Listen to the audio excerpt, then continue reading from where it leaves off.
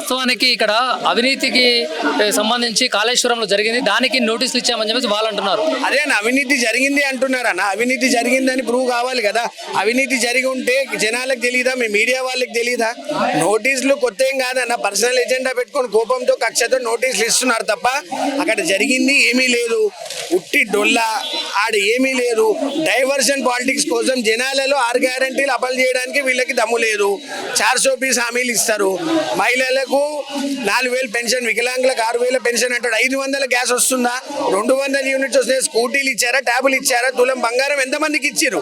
లక్షల మంది పెళ్లిళ్ళు అయినాయి, లక్షల మందికి వెళ్ళి మీరు ఎంతమందికి ఇచ్చారు? ఎంతమందికి తులం బంగారం ఇచ్చారు? ఒక 10 మందికి చెప్పగలుగుతారా? మీరు ఇచ్చిన 6 గ్యారంటీలు కంప్లీట్ అయినా 18 ఏళ్ళు, ఇంకా ఎంత టైం కావాలి? 18 ఏళ్ళపై ఇంకొక 5 ఏళ్ళు సరిపోతాయా? అంటే మీరు టైం పాస్ చేసి మంత్రివర్గ విస్తరణ ఉందా? ఒక విద్యాశాఖ మంత్రి ఉన్నాడా? ఒక స్పోర్ట్స్ శాఖ మంత్రి ఉన్నాడా? ఒక మున్సిపల్ శాఖ మంత్రి ఉన్నాడా? ఒక హోమ్ మినిస్టర్ లేడు మన రాష్ట్రానికి. సో ఇదేనా ప్రజాపాలన మీది? మీ ప్రజాపాలన ఇదేనా? అంటే ప్రజలకు అత్యంత చేరువుగా ఉండాలి మంత్రివర్గం కూడా అని చెప్పేసి కూడా ప్రజావాణి నిర్వహిస్తున్నారు, ప్రతి సమస్యలు తెలుసుకున్నారు. ప్రజావాణి ఒక్కసారి మీరు బేగంపేట క్యాంప్ ఆఫీస్ లో కేసీఆర్ గారు ఉన్నప్పుడేమో కంచెలు వేశారన్నారు. కంచెలు వేసిందే వాళ్ళ ప్రభుత్వంలో, కిరణ్ కుమార్ రెడ్డి ప్రభుత్వంలో వేసింది వాళ్ళే, తీసింది వాళ్ళే. ఒక్కసారి పోయి చూడండి బేగంపేట క్యాంప్ ఆఫీస్ లో. బట్టి విక్రమార్ గారు ఉప ముఖ్యమంత్రులు ఉన్నారు. అక్కడ అవుతుందా ప్రజా దర్బార్? అవుతుందా? కలెక్టర్లు, ఎమ్మెల్యేలు అవుతున్నాయా? ఒక్కసారి ఇదే మైక్ పెట్టి అక్కడ అడగండి. సమస్యలు తీరట్లేదు, ప్రజాపాలన బంద్ అయిపోయింది. 500 గ్యాస్ డిపాజిట్ అన్న సబ్సిడీ బంద్ అయిపోయింది. కరెంట్లు కోతలు ఉన్నాయి.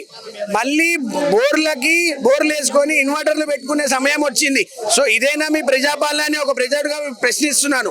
మీకు అతి తక్కువ సమయంలో జనాలు అవకాశం ఇచ్చారు. గ్రేటర్ హైదరాబాద్ లో మాత్రం ఒక్క సీటు కూడా ఇవ్వలేదు. మీకు డిస్ట్రిక్ట్స్లలో మీరు చెప్పిన మాటలకి, మీరు చెప్పిన అబద్ధాలకి రైతు బంధు ఎందుకు బంద్ చేస్తామా? మేమేమైనా దివానా కాలమా అన్నారు. ఏమైందా? మళ్ళా 10,000 ఇప్పుడు గెలిస్తే ఇప్పుడే 15,000 తీసుకోండి అన్నాడు. ఏమైంది? ఏమీ కాలే.